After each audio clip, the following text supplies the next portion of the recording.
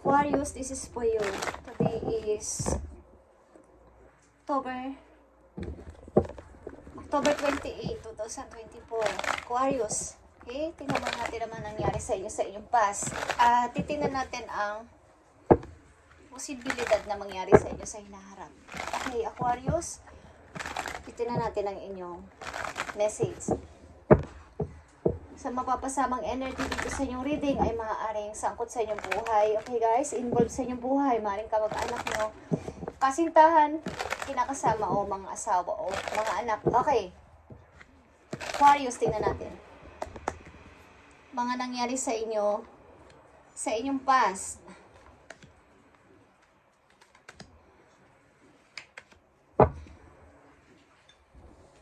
Aquarius. Okay, dito ang Queen of Swords. 2 of Pentacles. 6 of Pentacles. And 10 of Swords. Okay, guys. Sa inyong past, maybe, mga nakaraang taon, buwan, man to is, marami kayong tinalikurang tao. Okay? Marami kayong tinalikurang tao sa buhay ninyo. At nandito yung panglolo mo. Kaya is pagdadalawang isip na pumili sa mga desisyon ninyo sa inyong kinakaharap. Okay na problema. Maaaring ang dami nyong nabigyan ng tulong. Ang dami nyong nabigyan ng help sa paligid. But parang ginawan lang kayo ng masama o tawag ito, backstabbing. Okay? Para kayong trinidor o pinagtraidoran. Okay, Aquarius, maaaring marami kayong ginawa ng maputi na mga tao sa paligid nyo, but sa hulit-huli is ginawan pa rin kayo ng masama. Kaya mga taong ito ay inyong iniwan at something na inyong tinalikuran at ayaw nyo nang silang makita or something na kausapin man lang. Okay, maaaring may mga parang hindi nyo alam sa sarili nyo kung ano na ang dapat nyong piliin sa inyong kasalukuyan maybe. Nandito yung pagdadalawang isip na magdesisyon para sa inyong gagawin sa inyong kasalukuyan. Lalong-lalo na sa inyong career. Okay. So, tingnan natin ang posibilidad na nangyayari sa inyo sa inyong kasalukuyan. Aquarius, ito ay sa inyong buhay. Situation. Okay, maaaring posibilidad na nangyayari sa inyo sa kasalukuyan. Sa mga Aquarius, I need 3 messages dito sa mga Aquarius na maaaring nangyayari sa kanila sa kasalukuyan. Sa inyong kasalukuyan, dito ang the moon, andito ang the high priestess, at nandito ang 8 of Pentacles. Okay. Sa kabila ng lahat ng nangyayari, sa nanatili kayong tahimik. Okay, at maaaring may mga tao pa rin na nanggugulo sa inyo at sinasabing, bakit mo kami iniwan ng ganito lang, Aquarius? Bakit mo kami hindi pinapansin?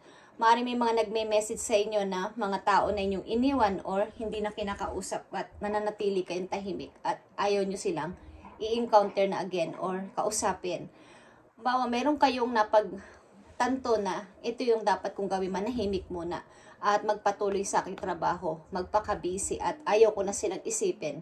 Kapag sa inyong kasalukuyan ay meron kayong goal na parang binibigyan ng prioridad. Meron kayong prioridad sa inyong kasalukuyan, Aquarius. Maaaring hindi nyo na muna sila pinapansin ano man ang kailang pang-iistorbo at mungulit sa inyo. Okay.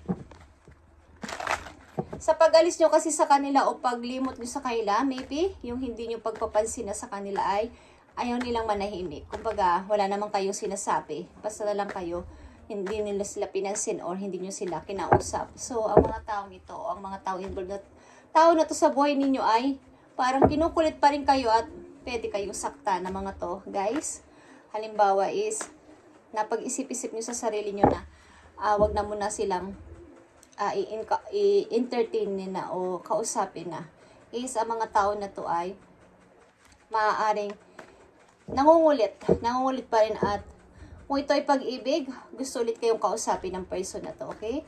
At kung ito ay tungkol sa inyong situation, sa inyong family o mga relatives ay marami silang gustong malaman kung bakit hindi na lang kayo basta nagsasalita. Okay? Mga situation para mga Aquarius na gusto mong bigyan ng message today.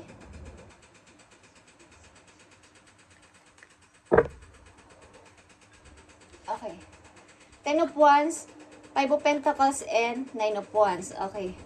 May mga pasanin kayong mabigat guys, lalo na sa inyong kapirahan. Maaari ring may mga tinalikuran kayong tao na ayaw nyo nang makita at takot na takot kayo sa tao na to o takot kayo sa mga tao na to na bigyan ulit kayo ng problema. Kaya maaari kayo ay lumabas ng tahanan o lumipat or kasamang inyong mga anak o anak sa pag-alis at nahihirapan kayo sa pag-aalaga o sa pagbawa. May trabaho man kayo ay hindi pa rin maayos o hindi pa rin okay ang pagpasok ng money. Kumbaga, hikahus pa din. Okay. So, maaaring mangyari sa inyo guys, Aquarius, mga Aquarius na nandito sa reading, sa inyong pagpo-forward ng tuloy-tuloy, mga maaaring mangyari sa inyo. Maaaring nyo kaharapin sa inyong pagpo-forward ng tuloy-tuloy. Maaaring ayaw nyo na talagang ma-encounter ulit ang tao na to sa buhay ninyo o makasalubong man lang sapagkat bibigyan na naman ako ng problema ng tao na to. Bibigyan na naman ako ng sakit ng ulo, okay, ng problema. Ibigay mo ang tamang message sa mga Aquarius sa maaaring mga paparating na message o maaaring mangyari sa kanila sa future, sa isang linggo, sa isang buwan, o sa mga susunod na buwan o taon. Ibigay mo ang tamang message sa kanila sa kailang patuloy na pag-move on o pag-moving sa buhay. Nakita nyo ang dasan. Magiging masaya kayo, Aquarius, promise. Magiging masaya kayo sa inyong tatahaking landas na bago. Okay, maaaring mga message sa inyo guys na paparating at mga hindi nyo inaakala mangyayari sa inyo. Kaligayahan guys. Pag-uumpisa, the full. Okay?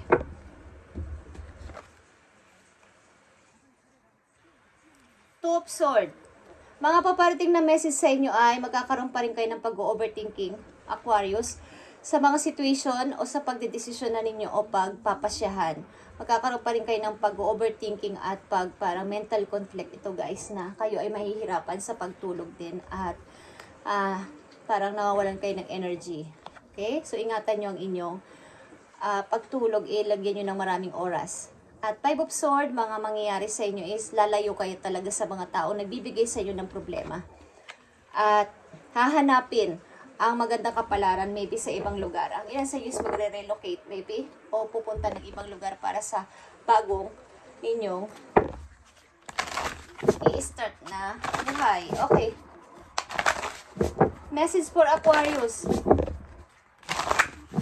Na maaari dapat nilang malaman galing sa inyong mga spirit guys from heaven. Message sa inyo, Aquarius. Okay. Kay Aquarius, nakikita mo tong wings. You never needed those wings to fly. Hindi mo kailangan ang mga tao na to sa buhay mo para ikaw ay makaangat ulit o makapag-level up sa buhay o mag-grow again. Okay? Hindi mo kailangan ng kaagapay kasi meron kang sariling skills. At flower is here. Be honest with yourself. Okay. Maaari din kailangan mo maging honest sa iyong sarili. Patunayan mo sa iyong sarili na ikaw yan. Huwag kang magkunwari sa lahat ng gagawin mo. Okay? Kung ano man ang inyong kinakasaglakan na problema o situation sa inyong kasalukuyan, huwag mong ikahiya. Okay? Maaring ang ilan sa inyong Aquarius na nandito sa reading ay iba ang kasarian. Okay? Alam niyo na ibig ko sabihin. May Becky kasi natitawag at saka may mga tomboy. Okay? May lesbian. Okay? Hindi straight na lalaki o babae. So, ang ilan sa inyo Aquarius dito ay ganun ang kasarian. Okay? So, patunayan mo. Be honest with yourself. Okay. Message pa sa mga Aquarius sa kailang pag-ibig. Sa pag-ibig naman ninyo.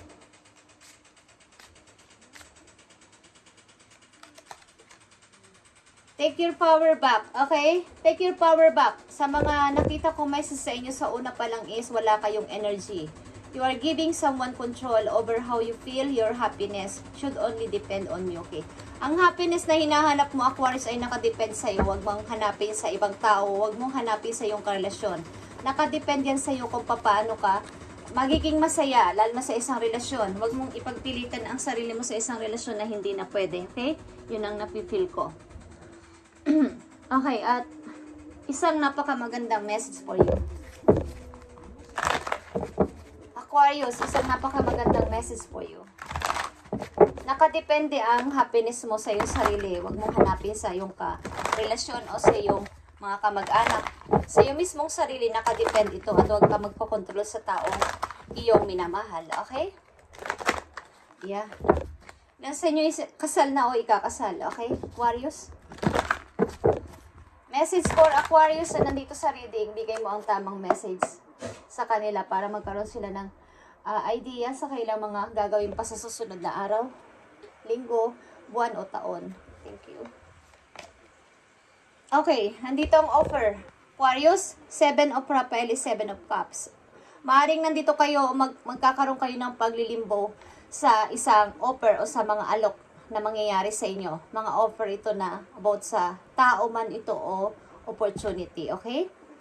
Time to make a decision. Aquarius, be clear on what you want and take action. A need for detoxification. Okay? Kailangan mo talagang ibalik ang yung power mo na ang energy mo sa sarili bago mo ito harapin ang mga alok na to o mga offer na darating sa'yo in the near future. Okay? Maaaring ito'y bukas sa isang linggo or buwan. Is may darating na mga offer, so i-try mong i-refresh ang sarili mo at para makapag-isip ka ng tama sapagkat ito ay reality versus fantasy ang offer na to. Maaring kumbaga may mga matatamis sa dila at may mga mapanling lang na alok. So kailangan mong ibalik ang iyong energy, ang iyong sariling lakas para makapag-isipan mo mabuti ang mga offer na to na paparating sa iyo. Okay? Sapagkat nandito ang the Fool. Umpisahan mo ang buhay mo mag-isa.